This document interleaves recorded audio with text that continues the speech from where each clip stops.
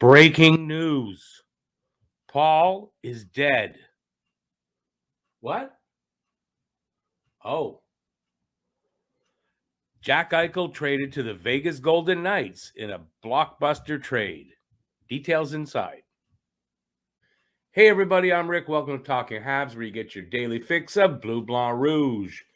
So in this video, it's not a Habs story, but Jack Eichel finally traded to the Vegas Golden Knights in exchange for Alex Tuch, Peyton Krebs, a 2022 first-round pick, and a 2023 second-round pick. Along with Eichel goes a 2023 third-round pick from Buffalo. So here's the details and the announcement. So the Buffalo Sabres are trading center Jack Eichel and a 2023 third-round pick to the Vegas Golden Knights in exchange for forwards Alex Tuch and Peyton Krebs, a 2022 first-round pick, and a 2023 third-round pick.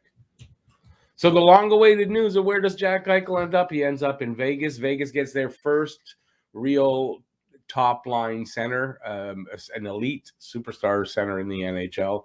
That he has that injury. He's got to have the surgery, which he will have, and we don't know exactly how he'll come out of that, if he'll still be the same Jack Eichel or maybe a lesser version. We'll see. That's the risk that Vegas takes here. So now on the picks, if Vegas finishes in the top 10 in the draft, so if they're in the bottom 10 of the teams at the end of this season, they'll be in the top 10 in the draft, and this is after the lottery. So if they end up in the top 10, the first-round pick in the 2022 draft becomes an unprotected first-round pick in the 2023 draft. That means this first-round pick was top 10 protected.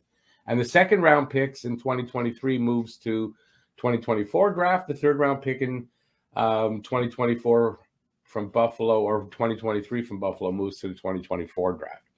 Subscribe and ring that notifications bell. And, hey, give a thumbs up. So that, like I said, that's a top 10 protected pick. So at least if they finish in the bottom 10 this first year, they'll still get a good pick. Now, as far as Eichel, let's take a look at Eichel's stats. Eichel, definitely a great hockey player. Look at the numbers on a pretty much a piss-poor team. He's got 139 goals and 216 assists for 355 points in 375 games. And if you look at the playoff stats, there are none. That's why piss poor team. He's never been in the playoffs, and I think this is something that he's going to be very excited to do. He may not get there this year because of the timing of everything, but you got to figure starting next season, Jack Eichel will see his first playoff action. So Jack Eichel, a really solid, I mean, he's an elite superstar player, and you got to figure those numbers playing in Vegas with much better line mates than he has in Buffalo are probably going to go up as far as, his points production during the season. We want you to become a member of Talking Habs. Eichel's a 25-year-old center. He's drafted second overall in 2015 behind Connor McDavid, as everyone knows.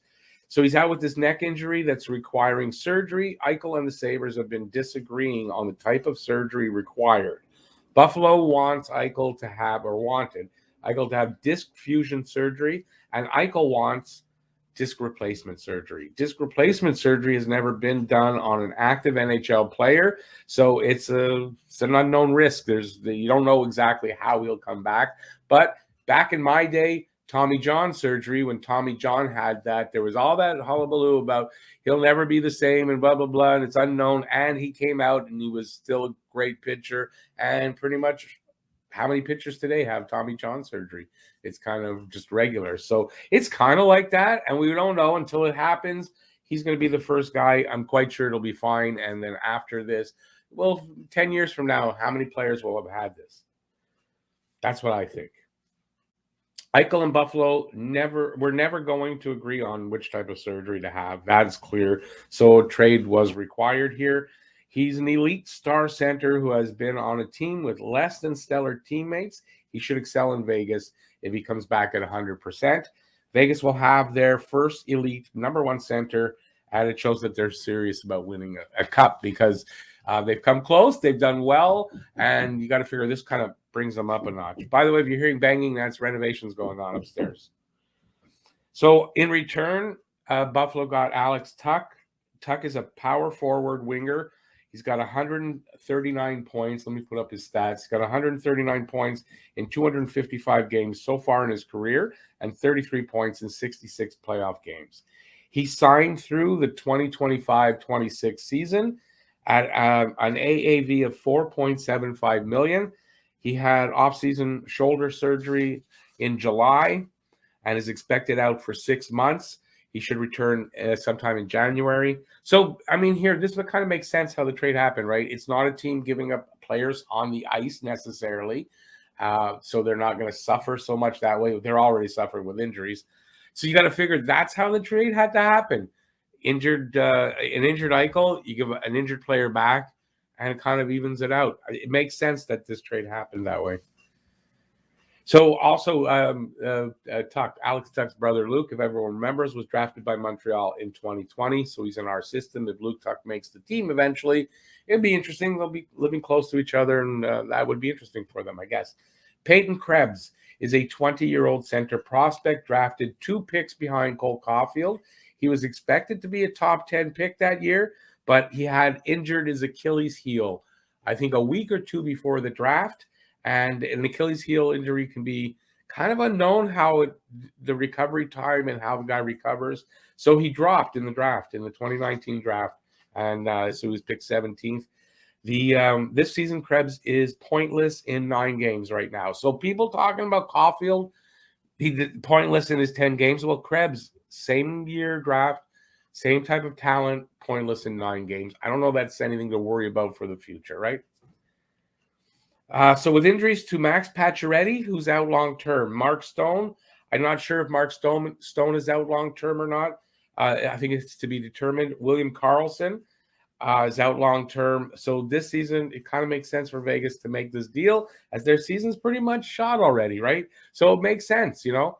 And then you can look and say, well, Montreal, but they didn't know how it was going to go. But if you hindsight, you look and say, well, considering how this season is going, Montreal could have made this deal and not suffered more than they are right now.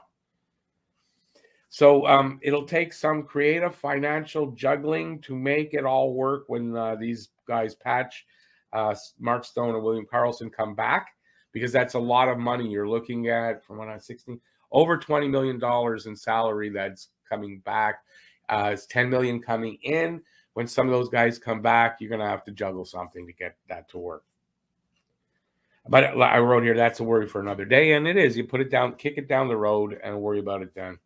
So you might see a trade somewhere down the road here, probably at the deadline time, something like that, where they have to relieve some salaries. So they'll be giving players away basically for futures or, you know, draft picks, something like that. Just not money on the roster. Eichel has 5 years left on his deal. He signed an 8-year, $80 million deal 3 years ago. And there's a no movement clause that kicks in next season. So this is the last season before his no movement clause kicks in. After that, well, can't move him without his approval. Eichel will get the disc replacement surgery, apparently, from somebody according to a Vegas spokesperson, I don't know who, very soon. I would imagine as soon as they can arrange it. And recovery time's about 4 months. So this should make him ready for when the NHL returns from the Olympic break at the end of February. Expect to see Eichel as a member of the Vegas Golden Knights then. And you know what? Happy for Eichel. It was horrible having to be put through this, not being allowed to get the surgery you wanted on your own body. And I'm just glad for him. Good on the Vegas Golden Knights. Shows they're serious about really wanting to win. And who knows, this could put them over the top and get them there to that promised land. And they're only 5 years into their, I think next season is 5, into their NHL existence. So there you go. That's it. Thanks for watching. Really appreciate that you guys have been here.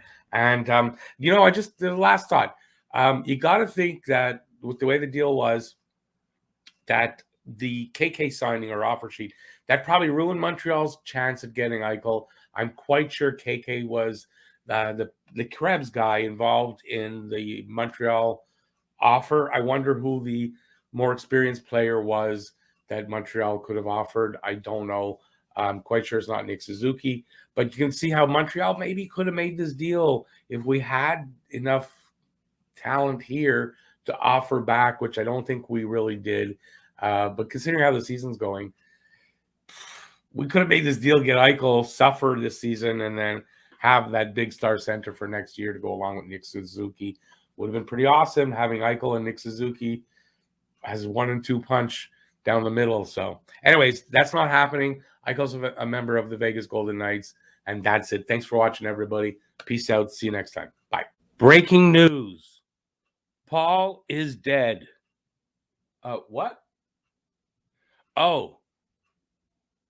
The Vegas Golden Knights have acquired Jack Eichel in a landslide trade. Hey, everybody. This is no good. Landslide trade. What the fuck is a landslide trade? Subscribe and ring that notifications bell. And hey, give a thumbs up. Thanks for watching, everybody.